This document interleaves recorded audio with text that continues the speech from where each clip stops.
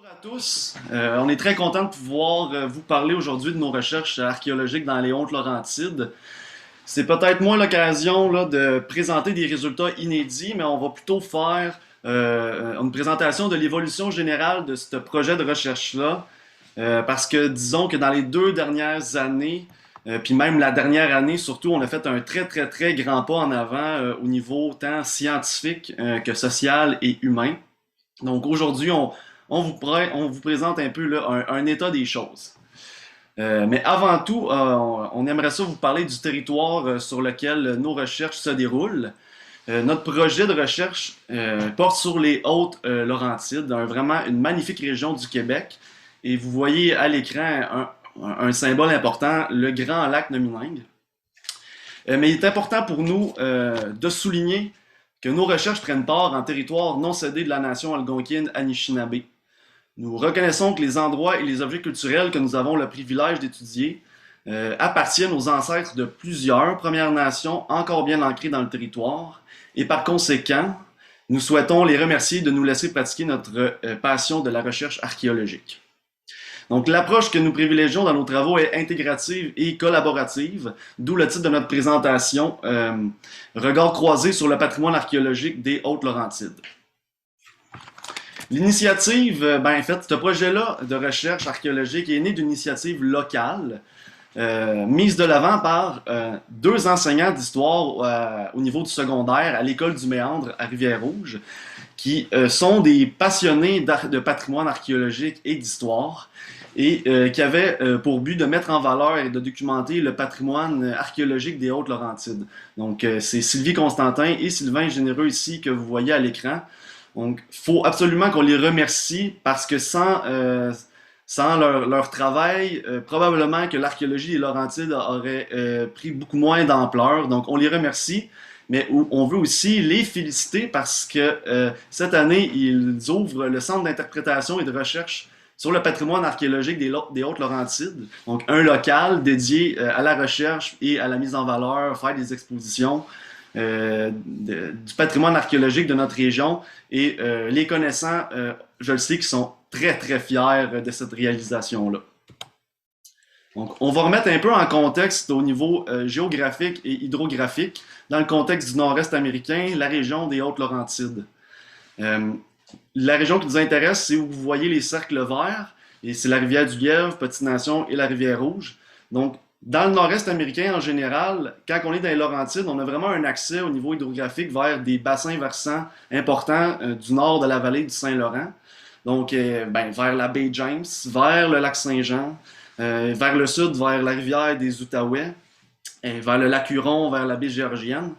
Donc, c'est vraiment un carrefour, les Hautes-Laurentides. On peut aller dans tous les sens. Et puis, cette région-là était connue au 17e siècle pour être une route de contournement de la vallée du Saint-Laurent qui était contrôlée par les Iroquois. Donc, c'est normal qu'il y ait une certaine richesse archéologique dans cette région-là, puisqu'il est un endroit central et stratégique du Québec. Mais pourtant, même si avec cette intuition-là, que cette région-là est un endroit stratégique, avant les années 2005 et 2010, les connaissances au niveau, en fait, la quantité de sites archéologiques qui étaient connus était très faible. Si on compare à ce qui était plus au nord, par exemple la Haute-Mauricie, là on était au-delà de plus d'une centaine de sites paléohistoriques. Et dans le cas de la vallée de la rivière des Outaouais, avec le développement urbain puis le développement industriel, l'archéologie préventive, c'est plus d'une soixantaine de sites paléohistoriques qui ont été découverts. Et dans la sandwich entre les deux, les Laurentides sont restés assez muettes. Pas trop de développement, pas assez de gros projets, donc pas beaucoup de sites archéologiques de découvert. Si on regarde cette diapositive-là, qui est les triangles noirs, ils viennent de l'inventaire des sites archéologiques du Québec. La zone qui nous intéresse, c'est pas mal cette espèce de polygone un peu abstrait là, au centre de l'écran. Puis on voit qu'à l'intérieur, il n'y a pas grand site. Ceux en rouge et en jaune, c'est des sites archéologiques qui ont été découverts après que les gardiens du patrimoine, Madame Sylvie Constantin et Sylvain Généreux, aient commencé à mettre de l'avant des recherches. Donc, si on enlève ceux-là, le rouge et le jaune, si on enlève quelques découvertes fortuites, si on en retire le site rupestre du lac Simon, il reste vraiment pas grand-chose dans ce territoire-là. Mais c'est curieux parce que Quand les Européens sont arrivés sur le territoire ici, ben, ils ont documenté la présence de communautés autochtones dans les Laurentides. Et une des plus anciennes mentions, sinon la plus ancienne, c'est celle de Champlain lorsqu'il a navigué dans la rivière des Outaouais. Il avait documenté, là, on y avait raconté que le bassin de la rivière Petite-Nation, qui mène entre autres directement dans les Hautes-Laurentides, est occupé par la tribu des Oueskariniers. Cette information-là sur l'occupation ancestrale du territoire a aussi persisté dans la culture orale. Euh, Avant, ben, à la période de colonisation du 19e, ben, il y a l'arpenteur Duncan Sinclair qui a récolté ce toponyme-là de Iroquois Point au Petit Lac Nomineng, qui serait en fait le lieu de la défaite finale de la tribu Anishinaabe des Oueskariniers. Donc, ils ont subi une embuscade tendue de la part des Iroquois et ils ont été massacrés en grande partie, le reste dispersé. Euh, et ce récit-là du massacre des Oueskariniers perdure dans la tradition orale jusqu'à la période contemporaine aujourd'hui. Notamment à travers la personne de Louis Tanascon, qui est le dernier chef Anishinaabe de Nomineng. Louis Tanascon fabriquait des canaux d'écorce au camp Nomineng, qui est situé tout près de Iroquois Point, et il racontait cette histoire-là du massacre des Oueskariniers aux jeunes qui fréquentaient ce camp.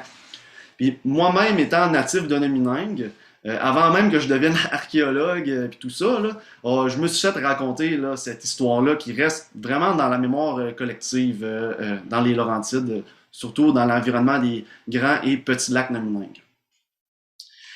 Revenons donc à 2005. Les gardiens du patrimoine archéologique commandent une étude de potentiel et là, c'est réalisé par la firme Ethnoscope. C'est 127 zones qui sont découvertes, ben, en fait, qui sont identifiées autour du petit lac Nomineng, du Grand Lac, autour de la rivière Nomineng, qui est l'exutoire du Grand Lac, vers la rivière Rouge. Et puis, on note plusieurs découvertes fortuites là, partagées par les citoyens, notamment quelques objets vraiment exceptionnels qui ont été découverts au ruisseau Jourdain, dont certains dateraient probablement de l'archaïque moyen ou de l'archaïque supérieur. Et vous voyez à la diapositive actuelle ben, une magnifique tête de hache en pierre polie noire. Vous la voyez aussi devant Roland Tremblay lorsqu'il prenait des notes par rapport à ces découvertes fortuites-là. Donc vraiment des objets exceptionnels avec un degré de conservation aussi fantastique, ce qui est très plaisant pour nous. Donc à partir de cette étude de potentiel-là, ben, il va y avoir des recherches archéologiques qui sont réalisées. En 2011-2012, c'est l'archéologue Geneviève Trévaux. Elle découvre 3 sites archéologiques au Petit Lac Nomineng, donc ceux en jaune sur la carte actuelle, dont 2 sites à composante paléo-historique. Et depuis 2015, ben, c'est sous la direction scientifique de Karine Taché et Francis Lamotte. Et là, c'est plus d'une quinzaine de sites qui vont être découverts autour du Grand et Petit Lac Nomineng, mais aussi un autre volet plus dans le bassin versant de la rivière du Lièvre. Donc, ce que vous voyez à l'ouest, là, à gauche. Et depuis qu'on travaille sur le site CCFR1, le site où les fameux objets que j'ai présentés à la diapositive précédente ont été trouvés, là, au bout de la flèche bleue, on a toujours gardé un intérêt particulier pour ce site-là, parce qu'il est très, très riche, il est bien situé au niveau hydrographique. Quand on est là-bas, ben, on peut facilement remonter le ruisseau Jourdain et aller chercher des ruisseaux et remonter dans le bassin de la Lièvre pour soit aller vers la Haute-Mauricie ou descendre vers l'Outaouais, ou sinon, ben, on est quand même proche de la rivière Rouge pour, encore une fois, par ce chemin-là, monter vers la Mauricie ou descendre vers l'Outaouais. Donc, c'est vraiment un site qui est bien positionné au niveau de l'organisation du bassin, des bassins hydrographiques, du réseau hydrographique de la région. Cet intérêt-là pour CCFR1, ben, on le reproduit encore cette année et c'est l'occasion de lancer une première école de fouilles en archéologie paléohistorique officielle de l'Université Laval, au sein ben, de laquelle on va former des étudiants de premier cycle à faire du travail de terrain en archéologie, mais c'est aussi l'occasion de former des stagiaires de deuxième cycle pour apprendre à diriger un projet de recherche en archéologie, mais aussi à diriger des équipes sur le terrain. Les stagiaires avancés sont notre collègue Adrien Césario et moi-même cette année. Et c'est aussi l'occasion de retrouver nos amis Anishinaabe de la communauté de Kitigan-Zibi qui reviennent pour une 3e année travailler avec nous sur le terrain. L'année passée, c'était leur première année de fouille avec nous. Et là, cette année, ils reviennent travailler sur le terrain. Donc, on a sur la photo ici Dulcie, Blake et Liz. Donc, on est vraiment contents. On a vraiment développé des liens d'amitié avec eux. Puis, je pense qu'ils ont hâte de revenir. Puis, nous, on a hâte aussi qu'ils reviennent travailler avec nous. Donc, on est rendu en 2022. On a environ une vingtaine de sites archéologiques dans la région de connus. On a une bonne quantité de données d'accumuler. Là, vous voyez ici quelques exemples visuels de certains sites à Nominate. Donc, qu'est-ce qu'on fait avec ça, avec ces données-là? Mais on commence tranquillement à combler certaines lacunes là, au niveau de la connaissance de l'archéologie des Laurentides. Et là, à partir de tout ça, ben, on a plein de projets qui commencent à éclater. Là. On a vraiment, ça va dans tous les sens. Un des aspects qu'on met de l'avant et que c'est moi qui ai traité dans la continuité de ma maîtrise en archéologie à l'Université Laval, c'est de développer un référentiel lithique comparatif. Moi, mon projet avec ce référentiel-là, c'est d'essayer de comparer plein de sites archéologiques des Laurentides avec une méthodologie d'analyse de réseau afin d'essayer de reconstituer des sphères d'interaction culturelle et sociale. Donc, faire un référentiel lithique comparatif, ça me permet de faire ça. Mais dans le cadre de nos recherches à nous, ben, ça nous permet d'avoir une bonne base de données visuelle, puis aussi une bonne base de données descriptives de ces matières premières-là, ce qui va faciliter après ça pour d'autres chercheurs la comparaison. Donc, on va avoir des références claires avec des artefacts bien identifiés avec telle matière, des photos. Faut dire que cette méthodologie-là permet pas d'identifier l'origine géologique des matières premières, mais vraiment d'avoir une base de données comparative auxquelles on peut se référer pour après ça aller contre-vérifier des descriptions ou des identifications. Donc, moi, je terminerai avec ça. Okay, super. Merci, Olivier. Bonjour tout le monde. Moi, c'est Adrien. C'est à mon tour de vous parler de quelques faits intéressants qui ressortent de nos analyses sur le matériel céramique et faunique des Hautes-Laurentides. Je vais faire quelques liens avec l'Outaouais parce que c'est aussi une région que j'apprends à connaître dans le cadre de ma maîtrise à l'Université Laval. Donc, jusqu'à maintenant, au site CCFR1, on a identifié 22 unités de vase et on a identifié 6 unités de vase au site CCFV1 sur la rivière du Lièvre dans le secteur du Wabassi, qui est une autre zone à fort potentiel archéologique dans les Hautes-Laurentides. Parmi les 18 vases de CCFR1 qui sont associables à une période, on note que 16 d'entre eux sont caractéristiques du sylvicole moyen et que 2 seulement sont plus typiques du sylvicole supérieur. Et puis les 6 vases de CCFV1 sont associés plutôt au sylvicole moyen ancien. Et donc, même si notre échantillon de données est encore assez mince, on observe quand même qu'une tendance commence à se dessiner. Si on tient compte des proportions chronologiques des deux périodes, bien, on voit que la poterie du sylvicole moyen semble être plus abondante que la poterie du sylvicole supérieur. C'est une tendance qu'on observe également dans la collection Coursol, qui est une collection de surface qui contient une cinquantaine d'unités de vase trouvées à proximité de CCFV1. Et c'est aussi une tendance qu'on observe en Outaouais, notamment au complexe archéologique du parc du lac Liemi à Gatineau. On peut passer à la suivante. Merci. Donc, sur ces 2 sites à céramique des Hautes-Laurentides, on a également trouvé quelques rebuts de pâte, ce qui suggère que certains vases ont été fabriqués sur place.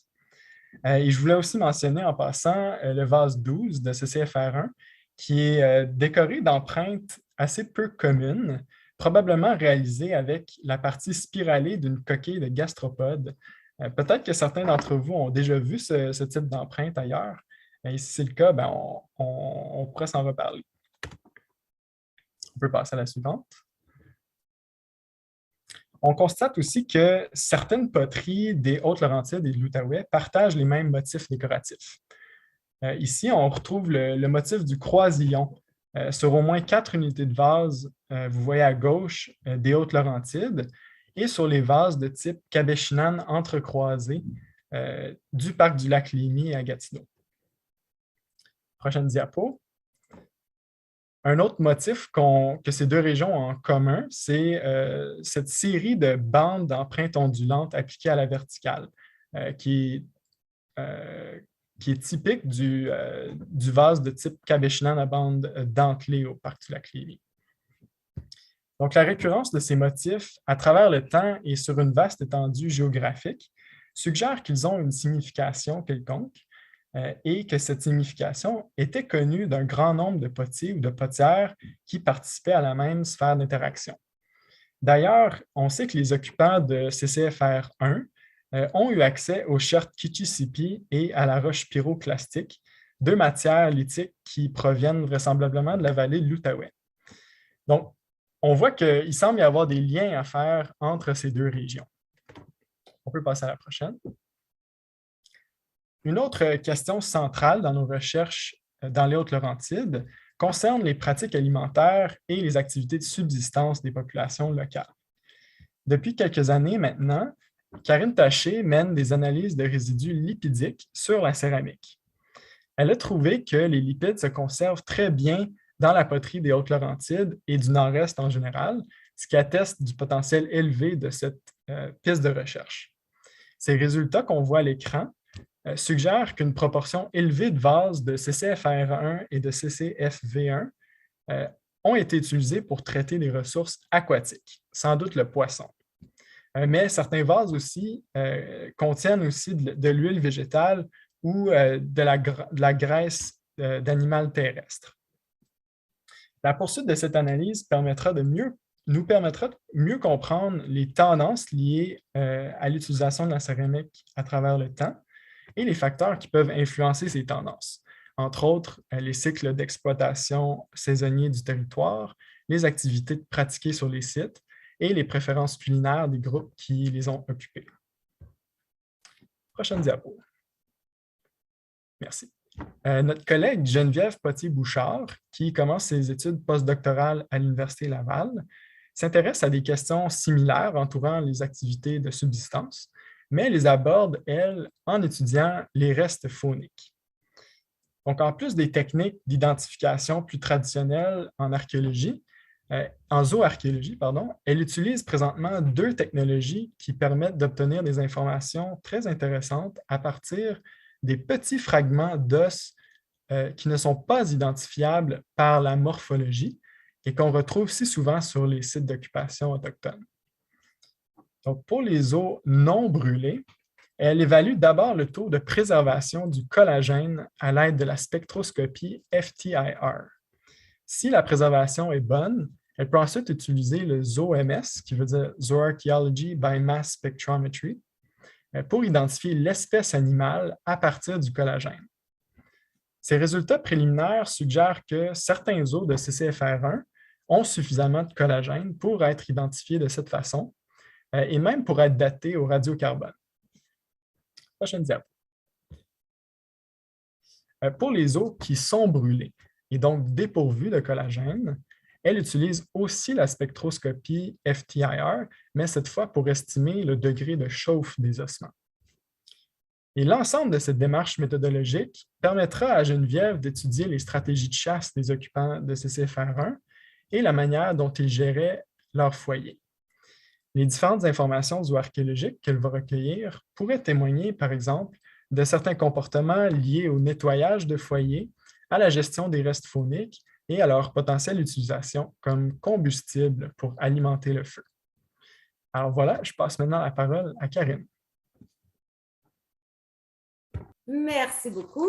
Bon, il ne me reste pas beaucoup de temps, mais je vais essayer de bien l'utiliser pour vous parler, dans le fond, de qu'est-ce qui s'en vient, de quelques projets là, que nous réservent les années à venir. Alors, d'abord, on a récemment eu une subvention pour poursuivre, donc on est vraiment content de pouvoir poursuivre les recherches sur le terrain pour un autre 5 ans. Et ça, c'est un projet qui va nous permettre, c'est un projet qui s'intéresse, dans le fond, aux pratiques culinaires et aux stratégies de subsistance des populations qui ont occupé les Hautes-Laurentides et plus précisément les sites là, dont Olivier et Adrien viennent de vous parler. Alors, on va utiliser une méthodologie qui combine, qui est encore une fois intégrative et collaboratrice et qui combine plusieurs analyses archéométriques, notamment des analyses biomoléculaires, les analyses lipides, les analyses spectroscopie FTIR de Geneviève et d'autres que j'ai énumérées ici pour mieux documenter des ressources phoniques, des ressources botaniques sur des sites où les matières organiques périssables se conservent très, très mal. Alors, on va tester, on va expérimenter avec diverses méthodes pour mieux documenter ces ressources-là. Mais on va combiner ça avec de l'archéologie expérimentale, de même que des savoirs autochtones. Et ça, c'est vraiment une méthodologie là, qu'on trouve très prometteuse. Le volet expérimental va impliquer la fabrication, mais aussi l'utilisation de vases en céramique. Et ce volet-là va bénéficier d'un partenariat, de la participation de Martin Lomini et de Marie Trottier, que vous avez peut-être entendu ce matin dans le cadre du projet Pirogue. Donc, de l'entreprise Technologie Autochtone qui vont nous aider un petit peu là, dans la fabrication de ces vases en céramique-là. On va tester différentes argiles cet été, par exemple. Mais on va également bénéficier de la participation des Guardians qui sont déjà sur le site avec nous pour fouiller, mais là, on va vraiment mettre à profit leur connaissance intime du territoire. Donc, Dulcie, Liz et Blake font partie du projet des Guardians de Kitigan-Zibi, qui est un programme qui a comme mission de monitorer les activités et les ressources de leur territoire. Ils vont nous aider, dans le fond, dans nos expériences et dans nos interprétations. Donc, ils vont être impliqués dès le tout début. Là, je commence tout juste ce projet de recherche à monter nos stratégies là, de fouille, mais également d'analyse. Et pour les expériences culinaires, ben, on va également bénéficier de la participation d'une chef cuisinière Anishinaabe qui est chef, qui a vraiment une formation de chef cuisinière, mais aussi une connaissance intime de son territoire qui résulte de gestes, de pratiques, de traditions orales transmises de génération en génération. Alors ça, c'est pour le prochain projet de recherche qui s'en vient. Et puis, dans la foulée de ces... On peut changer, Olivier. Dans la foulée de ces collaborations, on travaille aussi à un autre projet qui me tient vraiment à cœur, qui est un projet ambitieux, mais extrêmement stimulant, qui découle d'une entente de partenariat là, qui a été récemment signée entre l'Université Laval et le programme élève de la Fondation Mastercard, qui vise vraiment le soutien, à soutenir et accompagner les étudiants autochtones. Et dans le cadre de l'entente à l'Université Laval, ça va se faire notamment par le développement de formations en archéologie. Donc, on est au tout début encore de ce projet-là. Et il y a 2 petits projets pilotes là, cet été qui vont voir le jour. Un dans les Hautes-Laurentides avec les Guardians de Kitigan-Zibi. On est en pourparlers avec eux parce que c'est vraiment des formations qu'on veut monter avec ces communautés-là. C'est des formations qui sont modulables, qui sont flexibles et qui vont répondre à leurs propres intérêts, leurs propres besoins. Alors, il y a un intérêt, les premières discussions montrent qu'il y a un intérêt certain. On va viser différents sous-groupes de la communauté. Évidemment, on pense aux Guardians qui sont déjà sur le terrain avec nous, mais également des plus jeunes qui sont présentement au secondaire ou au collégial et qui pourraient éventuellement être intéressés à poursuivre des études universitaires en archéologie. Parce qu'ultimement, c'est un petit peu ça notre objectif. Et puis, il faut également que je mentionne qu'il y a un autre projet pilote qui va voir le jour cet été, celle-là qui implique des jeunes de la nation Huron-Wendat, donc les 2 premières semaines d'août. Martin Lomini, entreprise Technologie Autochtone, sera également impliqué là-dedans. Et c'est une formation qui va être offerte dans le cadre du programme Maintien des traditions, qui est organisé par le Centre de développement de la formation et de la main-d'œuvre Huron-Wendat. Donc, ces 2 projets-là vont voir le jour cet été et c'est juste un début. C'est vraiment un projet qui commence tout juste, mais qu'on espère va se poursuivre dans les années à venir. Tu peux changer, Olivier? Et puis, je vais vous terminer avec une invitation. Je sais que j'ai dépassé le temps. Adrien, c'est peut-être pour ça que tu es apparu à l'écran, mais je ne peux pas finir sans vous inviter à la grande traite culturelle des gosseux, conteux, patenteux qui va avoir lieu les 23 et 24 juillet cet été. Cette année encore, c'est l'occasion pour nous de présenter nos résultats, de sensibiliser la population à leur patrimoine archéologique. Il va y avoir toutes sortes d'activités, lancer de propulseurs, etc. Puis Martin va venir présenter justement sa pirogue notamment. Alors, venez en grand nombre. Et Sylvie voulait aussi que je mentionne qu'il y a un nouveau centre d'interprétation et de recherche sur le patrimoine archéologique des Hautes-Laurentides qui va ouvrir cet été. Alors ça aussi, c'est quelque chose. Le CIRPAL, on va vous tenir au courant via les réseaux sociaux, là, mais ça s'en vient, ça également. Donc, plein de choses qui s'en viennent dans les Hautes-Laurentides. Change, Olivier. Ben, je remercie tout le monde qui ont participé de près ou de loin, les propriétaires, puis des terrains où on fouille, puis ben, évidemment tous les organismes partenaires qui nous soutiennent financièrement. Merci à vous pour votre écoute.